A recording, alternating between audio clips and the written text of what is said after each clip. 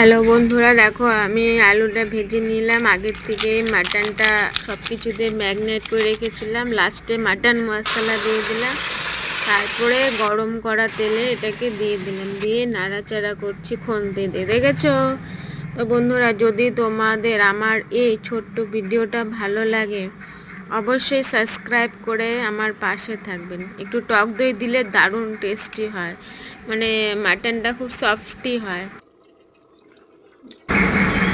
খুব সফটই হবে।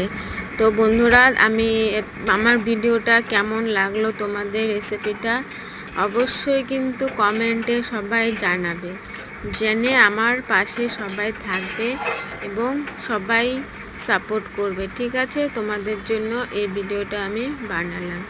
টেস্ট করার জন্য একটু মাটন রেখে দিলাম, ছাটলানি দিয়ে দিলাম গরম জল।